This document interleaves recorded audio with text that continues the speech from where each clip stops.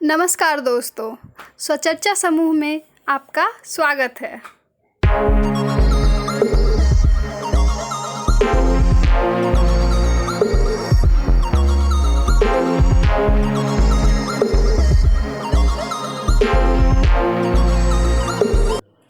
तो दोस्तों, आज हम बात करने वाले हैं MHD 15 का उपन्यास सूरज का सातवां घोड़ा और उनके लेखक धर्मवीर भारती जी के जीवन परिचय पर।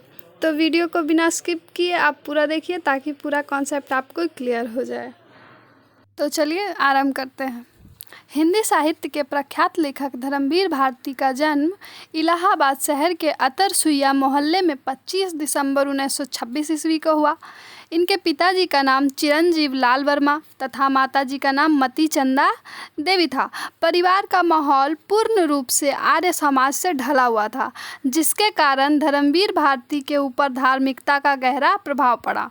इनकी प्रारंभिक शिक्षा इलाहाबाद के DAV कॉलेज एवं उच्च शिक्षा इलाहाबाद विश्वविद्यालय में संपन्न हुई।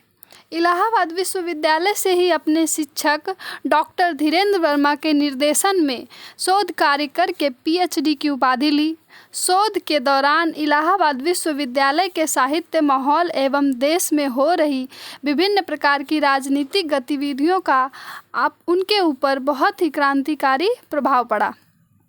इन सब कारणों में एक कारण यह भी था कि इनके पिताजी का निधन हो गया, जिस कारण इन्हें बहुत अधिक आर्थिक संकट का सामना करना पड़ा। कुछ दिनों तक वे अपने इलाहाबाद विश्वविद्यालय में प्राध्यापक के पद को सुशोभित किए। सन 1959 ईस्वी से 1987 ईस्वी तक अपने उस दौर की प्रसिद्ध पत्रिका, जिसका नाम धर्मयुग था, जो कि मुंबई में प्रकाशित होता था, जिसका संपादन भारती जी ने किया। भारती जी के केवल 2 प्रकार के शौक थे, यात्रा और अध्यापन। आजीवन काल तक अपने इन 2 शौक को जिंदा रखा। सन 1972 ईस्वी में भारत सरकार ने इन्हें पद्मश्री की उपाधि से अलंकृत किया। भारती जी की रचनाओं में काव्य, कथा तथा नाटक का समावेश मिलता है। इनकी कविताओं में रागात्मक की रमणीयता के साथ बौद्धिक उत्कर्ष की आभा दर्शनीय है।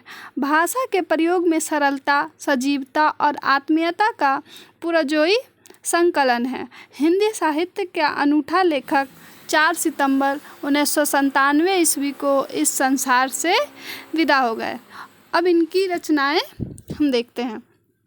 इनकी लेखनी में हिंदी साहित्य की कहानी, निबंध, एकांकी, उपन्यास, नाटक, आलोचना, संपादन एवं कार्य क्षेत्र में विभिन्न पुस्तकों की रचना किए।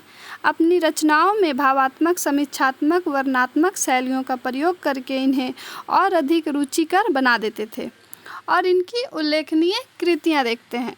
सबसे पहला है अनुप्रिया, गुनाहों के देवता, ठंडा लोहा, अंधा युग, 7 गीत वर्ष, सूरज का सातवां घोड़ा, मानस मूल्य, साहित्य, नदी व्यासी, कहनी अनकहनी, ठेले पर हिमालय, पर्यांती और देशांतर।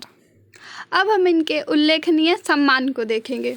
तो पहला है 1972 में पद्मश्री, 1984 ईस्वी में सर्वश्रेष्ठ पत्रकारिता पुरस्कार, 1988 ईस्वी में सर्वश्रेष्ठ नाटककार पुरस्कार और 1989 में इन्होंने 3 पुरस्कार पाए, जिनका नाम है संगीत नाटक अकादमी पुरस्कार, राजेंद्र प्रसाद सम्मान और भारत भारती सम्मान।